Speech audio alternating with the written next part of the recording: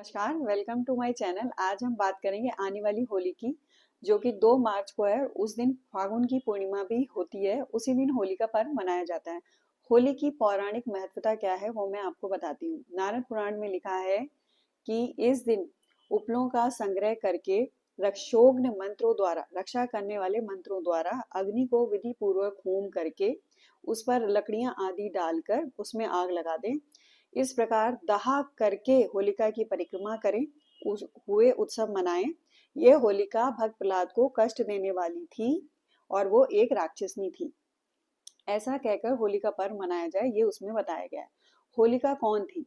होलिका हिरण्यकश्यप की बहन, कश्यप ऋषि और दिति की पुत्री और भक्त प्रहलाद की बुआ थी। उनके पास एक वरदान था जो उन्होंने तप करके लिया था, जिससे उनको अग्नि से कभी भी ना जलने का वरदान था। वो भक्त प्रहलाद को अग्नि में लेके बैठ गई और भक्त प्रहलाद की भक्ति, जो नारायण के भक्त थे, वो बच गए और वो जल गई। उनका जो वरदान था वो भी भस्म हो गया और प्रहलाद जी की भक्ति विजय हुई।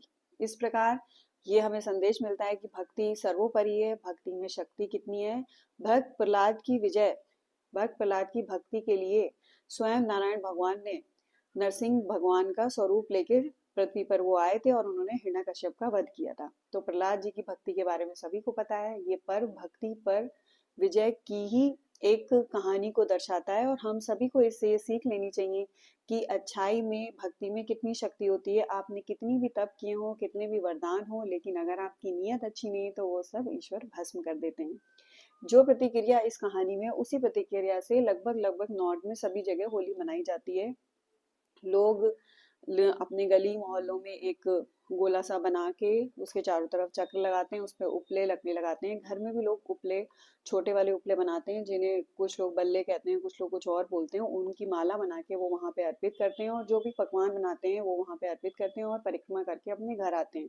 फिर रात में किसी भी टाइम वो आग वहां से लेके आते हैं और अपने घर में होली वो उपले जलाते हैं और अपने घर को शुद्ध करते हैं। ये राग भी बहुत महत्वपूर्ण होती है, इसका भी एक विशेष महत्व होता है। गर्ग संहिता में श्री कृष्ण और राधा के प्रेम के बारे में भी होली का महत्व बताया गया है। अगर आप वो पढ़ना चाहें तो वो भी पढ़ सकते हैं। आप इसी प्रकार खुशी से होली मनाइए, होली का त्योहार मनाइए और होली पे एक दूसरे से गले मिलिए, रंग लगाइए और होली का पर्व बहुत खुशी के साथ मनाइए। हैप्पी होली।